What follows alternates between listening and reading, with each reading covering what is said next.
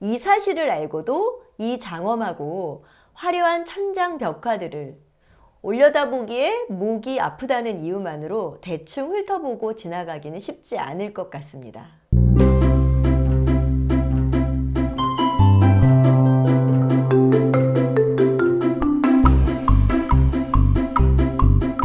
안녕하세요. 더 고작가 TV의 고작가입니다. 고작가의 서재 시즌1 나는 스리랑카주의자입니다. 함께 읽기 10번째 시간입니다. 오늘부터는 나는 스리랑카주의자입니다의 2부 동부 내륙 지역을 소개하게 될 텐데요. 2부에서는 담블라 황금 석굴 사원과 시기리아의 왕궁터, 그리고 중세에 화려했던 불교 문화를 엿볼 수 있는 폴론나루와 유적지, 야생 코끼리들의 서식지인 민네리아 국립공원과 그 외에도 별이 빛나던 밤하늘을 잊을 수 없는 하바라나 이야기 등으로 본격적으로 고작가의 흥미진진한 여행담이 시작됩니다. 솔직히 일부는 조금 지루하셨죠? 스리랑카의 내정과 고대 역사를 다루었으니 그럴만도 한데요. 저 역시 공감합니다. 그러나 지금부터는 눈과 귀를 크게 여시고 저의 이야기로 빨려들 준비를 단단히 하셔야 할 겁니다. 자, 그럼 오늘의 주제 담블라의 황금석굴 사원 이야기를 시작해 볼까요? 황금석굴이라니, 그 이름부터 슬슬 호기심이 자극되죠? 스리랑카의 싱할라어로는 황금을 랑이라고 합니다. 그래서 스리랑카의 유적 중 랑이라는 단어가 붙은 모든 것은 황금과 관련이 있고요. 스리랑카인들은 담블라 황금 석굴 사원을 랑기리 위아라라고 부릅니다. 이제 싱할라어로 된 스리랑카의 지명, 그리고 사원의 이름 등이 조금씩 들리기 시작하시나요? 담블라 황금 석굴 사원에 도착하면 입구에서부터 우리를 압도하는 엄청난 황금 불상, 그리고 맞은편에 놓인 황금빛 다게바. 그러나 이것 때문에 이곳을 황금 석굴 사원이라고 하는 것은 아니랍니다. 당연하죠. 이 황금 불상이 세워진 것은 넓은 평지 위이고 한눈에 보기에도 이 불상과 다게바에는 세월의 흔적이 묻어나지 않거든요. 네, 맞습니다. 이들은 1991년 담블라 황금 석굴 사원이 유네스코 세계문화유산으로 등재되기에 앞서 유적지를 단장하는 차원에서 석굴 사원 입구에다 설치한 상징물쯤에 해당하는 것들이고요. 진짜는 돌계단을 오르는 발품을 팔아야만 만날 수 있답니다. 파란 하늘과 아래로 내려다 보이는 울창한 숲에 정신을 팔다 보면 금세 석굴 앞에 도달하게 되는데요. 역시 입구에선 신발과 모자를 벗고 민소매와 반바지를 착용했다면 스카프 등으로 어깨와 다리를 가리고 입장해야 합니다. 맨발로 들어가야 하니 양말 등을 준비하셔도 좋고요. 드디어 석굴사원 앞입니다. 아니, 그런데 이곳에선 황금은커녕 황금의 노란빛의 흔적도 찾아볼 수가 없었답니다. 어리둥절하기는 했지만 저는 그곳의 분위기에 동화되어 한참을 서 있었는데요.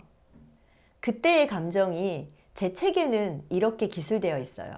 드디어 나타난 랑기리 위아라의 앞모습. 하지만 겉모습만으로는 황금빛을 상상하기 어려웠다.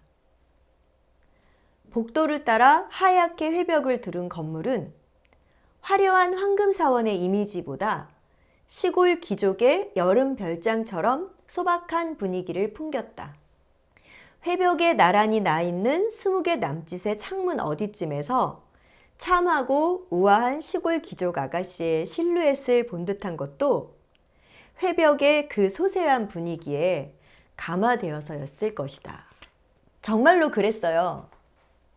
석굴사원 외벽은 황금은커녕 오히려 시골 귀족의 소박하고 아담한 별장을 보는 듯한 착각이 들 만큼 그저 평범했을 뿐이었거든요. 그런데 석굴 사원 안으로 들어서는 순간 랑길이 위하라, 즉 황금 석굴 사원의 위용에 압도되고 만답니다. 사원 내부 이야기를 하기에 앞서 담블라 석굴 사원에 관한 몇 가지 배경 지식을 알려드릴게요. 석굴 사원은 5개의 방으로 나뉘어 있어요. 그중 1번, 2번 석굴은 고대 아누라다프라 시대에 왈라간바우 1세가 조성하고 중세 폴론나루아 시대의 니상카 말라 왕이 내부의 불상과 조각들에 황금빛 채색을 했다고 하고요. 3, 4, 5번 석굴은 근대 캔디 시대의 키르티 라자 싱어라는 왕이 뒤이어 조성했다고 합니다. 석굴은 거대한 바위 아래 자연적으로 형성된 큼직한 틈새 공간의 전면을 막아 비가 들이치지 않도록 마당보다 높게 바닥을 만드는 것에 기초했는데요. 지금처럼 복도를 만든 것은 훨씬 후대에 이루어진 것으로 추정된다고 해요. 담블라 석굴 사원을 최초로 조성하기 시작한 왈라간바우 1세는 기원전 1세기에 아누라다프라를 다스리던 왕인데요. 즉위 1년 만에 타밀족의 침략을 받으면서 아누라다프라를 떠나 15년 동안이나 피란 생활을 하게 되었어요. 피란처가 바로 담블라였는데요. 원래 담블라 석굴 안에는 수천 명의 스님이 은둔 수행을 하고 있었답니다. 이때는 사원은커녕 그저 밀림 속에 있는 자연 동굴 정도의 형태뿐이었는데 15년 뒤 아누라다프라로 돌아간 왈라간바우 왕이 자신을 위해 기꺼이 자리를 내주었던 스님들을 위해 사원으로 만들어 봉헌한 것이 현재와 같은 담블라 황금 석굴 사원의 시초가 된 것이죠. 이후로 스리랑카에 국난이 있을 때마다 왕들은 담블라 사원을 정비하고 확장하는 것, 즉 불심을 공고히 하는 것으로 나라의 위기를 극복하려 했다고 하는데요.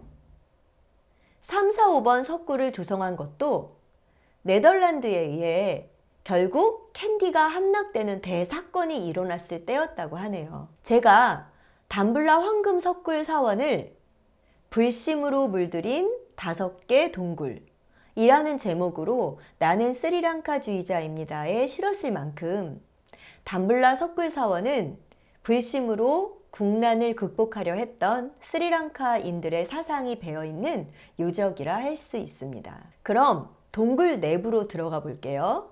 5개 동굴 중 규모가 크고 볼거리도 많은 것은 2번과 3번 동굴인데요. 전체의 동굴 내부에 봉안된 157기의 불상과 신상 중 140여 기가 여기에 밀집되어 있을 정도랍니다. 부처님의 입상, 좌상은 물론이고 10수미터에 달하는 와불도 한 기씩 모셔져 있을 뿐 아니라 관음보살과 미륵불의 조각상, 비슈누와 가네샤 등의 힌두교의 신상, 그리고 동굴 조성에 기여한 3명의 왕인 왈라간바우 1세와 니상카 말라, 키르티 라자 싱어의 조각상에다 심지어 천연의 동굴을 와타다게로 삼은 다게바까지 없는 것 빼고 다 있어서 수많은 볼거리에 눈이 휘둥그레질 수밖에 없답니다. 지금은 칠이 벗겨진 것들도 다소는 있지만 그 많은 불상이 모두 황금으로 채색되어 있으니 과연 랑기리 위하라라 할 만하지 않은가요? 이뿐일까요? 황금으로 채색된 157기의 불상도 대단하지만 사실 제가 생각하는 이 담블라 황금 석굴 사원의 하이라이트는 다른 데 있어요. 바로 620평에 달하는 붉은 빛으로 동굴 내부를 빼곡하게 덮은 프레스코 벽화입니다. 계란과 꿀을 섞은 석회 반죽으로 그린 프레스코화. 마치 아랍 상인들의 양탄자를 깔아놓은 듯 벽면에도 천장에도 붉게 채색된 벽화들이 물결처럼 출렁여 신밧드의 모험의 세계에 떨구어진 게 아닌가 싶은 기묘한 떨림도 느껴집니다. 천연 염료로 그려진 벽화 속에는 수많은 이야기들이 담겨 있는데요. 석가모니의 출생과 성장, 인멸 등의 일생부터 천불상과 미륵보살. 와, 정말 이 부분에서 입을 다물 수가 없었고요. 미인탈레에서 마인다 스님이 대화남피아 티사 왕에게 설법하는 장면. 샹가미타 스님이 아누라다푸라에 보리수를 전하는 장면. 부처님의 사리가 스리랑카에 전해지는 장면 등 불교에 관한 이야기뿐만 아니라 스리랑카 초기의 역사를 설명하는 장면까지 정말 모르고 가면 다 놓치고 말 법한 수많은 이야기들이 벽화에 빈틈없이 새겨져 있답니다. 바로 이 아름다운 벽화 때문에 담블라 황금 석굴 사원이 유네스코 세계문화유산에 등재되었다는 점. 이 사실을 알고도 이 장엄하고 화려한 천장 벽화들을 올려다보기에 목이 아프다는 이유만으로 대충 훑어보고 지나가기는 쉽지 않을 것 같습니다. 다만 조금 아쉬운 것은 담블라 사원이 세계문화유산으로 등재되기 전 신도들이 향이나 초 등을 동굴 안에 피우고 기도하면서 벽과 천장들이 그을려 세계적 유산인 벽화가 적지 않게 훼손되었다는 점인데요. 세월의 흐름을 막을 수는 없겠지만 위대하고 아름다운 유산이 최대한 잘 보존되면 좋겠다는 생각을 전하면서 담블라 이야기는 여기에서 마칠까 합니다. 담블라 황금 석굴 사원 이야기 재미있으셨나요? 재미있으셨다면 구독과 좋아요 꼭 눌러주시고 다음 시기리아 왕궁터 이야기도 들으러 꼭 방문해 주세요. 그럼 오늘도 내일도 평안한 날 보내시고요. 다음 주에도 꼭 만나 뵙도록 할게요. 그럼 여러분 안녕.